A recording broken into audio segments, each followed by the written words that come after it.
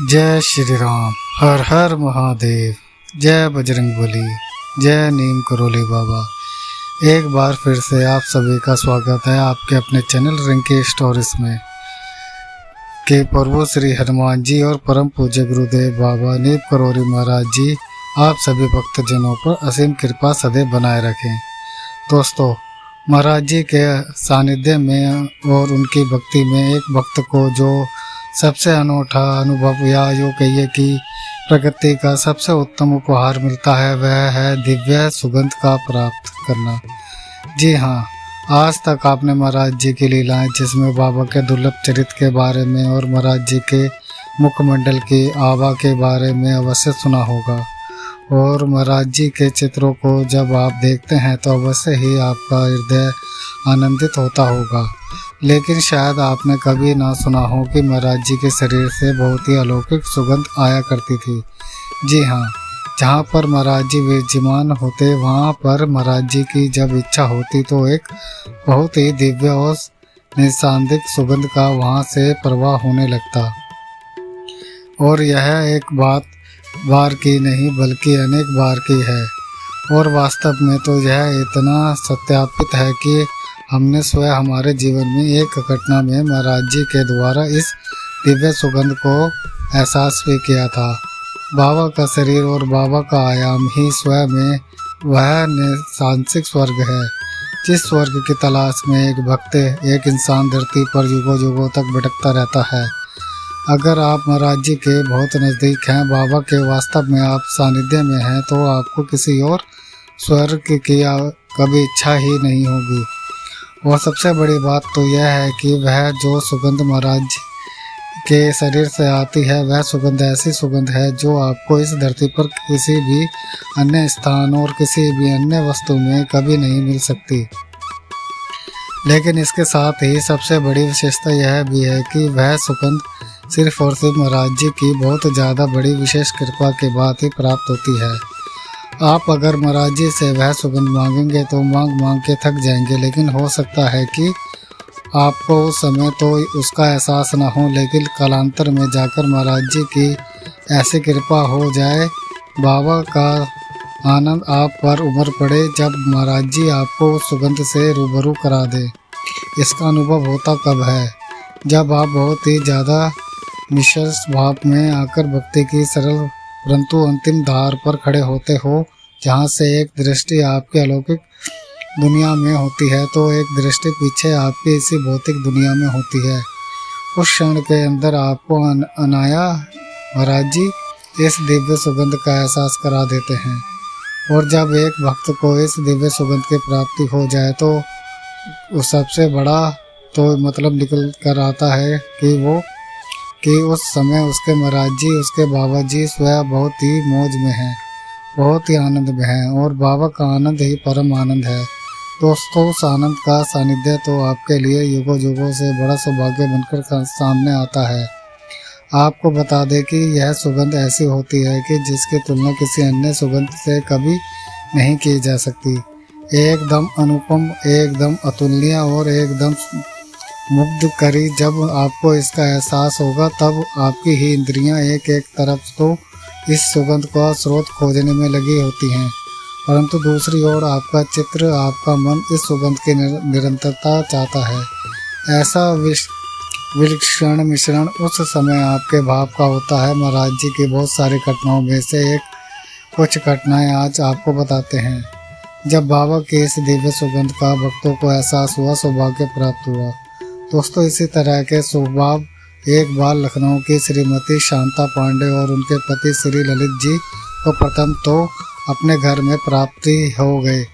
जब बाबा भोर में 4 बजे उनके घर से विदा हो रहे थे और यह दंपति उनका हाथ पकड़े सीढ़ियों से नीचे उतर रहे थे, तब अनाया महाराज जी के सानिध्य में इन्हें बहुत ही अलौकिक दिव्य सुगंध प्राप्त हुई।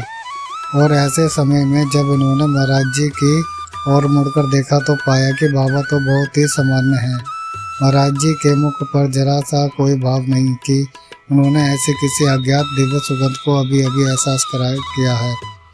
और ऐसे ही दोबारा अनुभूति इस दंपति को तब भी हुई जब वे ये केदारनाथ की यात्रा के दौरान हनुमान चटरी में थे।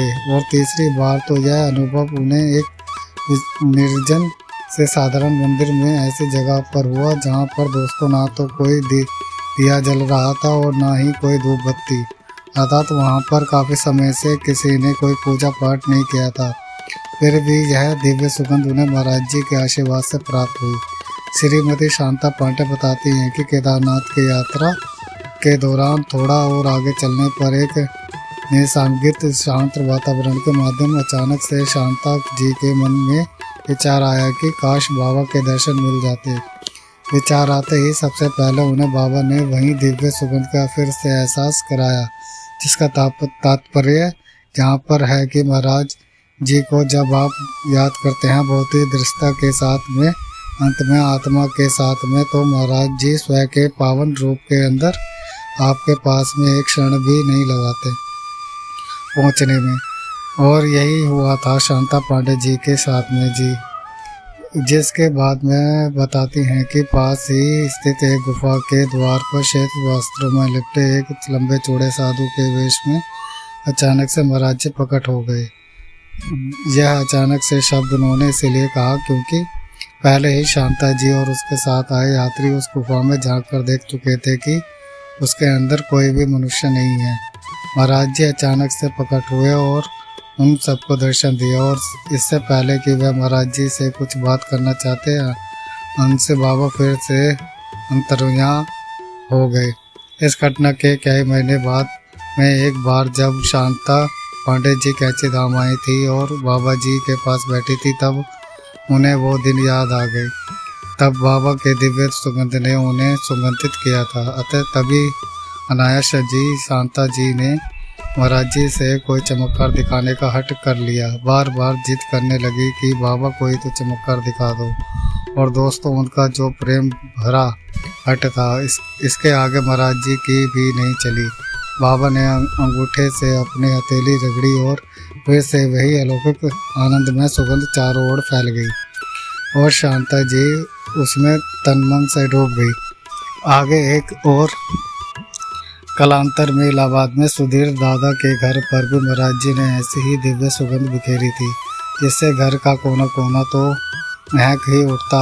बाहर राह चलते लोग भी उसे महसूस कर रहे थे और यह बात पूर्णतः सत्य है। सुधीर दादा के घर वालों ने बाद में बताया कि दूर रास्ते से चलते लोग भी बिल्कुल आनंद में उस सुगंध को महसूस कर रहे थे जब वो दादा के घर के सामने से गुजर रहे थे। और ना ही सिर्फ भक्तों को बल्कि इसी तरह की घटना सन 1964 में श्री सिद्धि माँ और जिमती माँ के साथ भी बद्रीनाथ में घटी थी।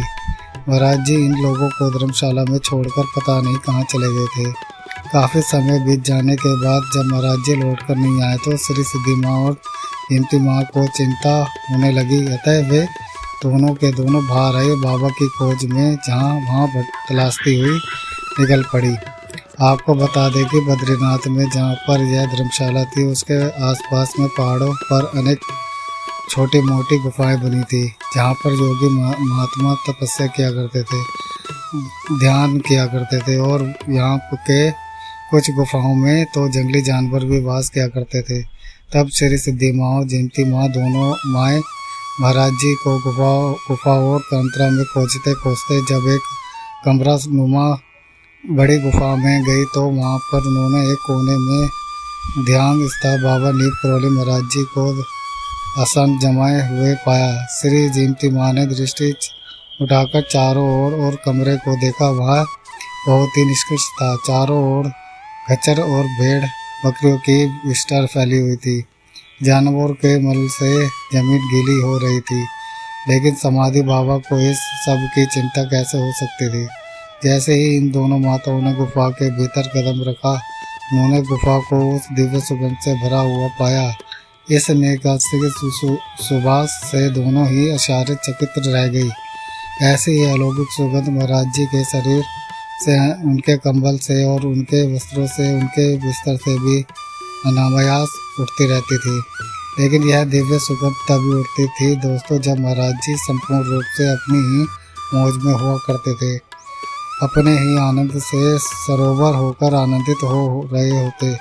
यह कहीं ना कहीं एक प्रकृति की बहुत ही अनूठी और दिव्य लीला है, क्योंकि इससे पहले किसी संत और आनंद से दिव्य सुगंध का प्रभाव कभी महसूस नहीं किया गया। महाराज जी के पति इस प्रकृति माता का, यानी कि जिसे हम मदर नेचर कहते हैं, इस प्रकृति माता का जो यह प्रेम है जो आता है उनके प्रति समर्पण है। उसके कारण वो व्यक्ति स्वयं चाहती कि जिस तरह से एक माँ का नवजात लाडला बेटा हमेशा आनंदित होता रहे, ठीक उसी तरह से इस ब्रह्मांड की प्रकृति माता के संपूर्ण लाडले बाबा नीम करोली महाराज जी सदैव मौज में रहे, सदैव आनंदित रहे। इसी कारण से प्रकृति जब भी बाबा मौज में होते उस दिव्य सुगंध का स्पर्श जरूर करती है। अगर आपको भी जीवन के अंदर महाराज जी के किसी भी सानिध्य के अंदर इस दिव्य सुगंध का एहसास होता है तो उस समय से कोई चमत्कार ना मानिए, बल्कि इसे महाराज जी का ही एक आनंद मानकर उसके आनंद के प्रति अपने आप को भी समर्पित करके उसके साथ शरीर होइए। महाराज जी की मौज में और स्वयं भी मौज में रहिए, आनंदित रहिए। इसी के साथ हम आशा करते हैं कि आज का यह अलौकिक विशेषांक आपको ज़रूर पसंद आया होगा। महाराज जी ने वीडियो आप लोगों के मन को खुश करने के लिए ही भेजा है। आप सदैव खुश रहें। इसी के साथ हम आशा करते हैं कि आज का ये अलौकिक वीडियो आपको ज़रूर पसंद आया होगा। वीडियो अच्छा लगा है तो जाने से पहले इसे लाइक कर दीजिए, और अगर आप चैनल पर नए हैं तो चैनल को सब्सक्राइब भी कर लीजिए। मिलेंगे बहुत जल्द ही एक और ऐसे ही अलौकिक अंक के साथ। तब तक अपना और अपने माता पिता का संपूर्ण ख्याल रखें।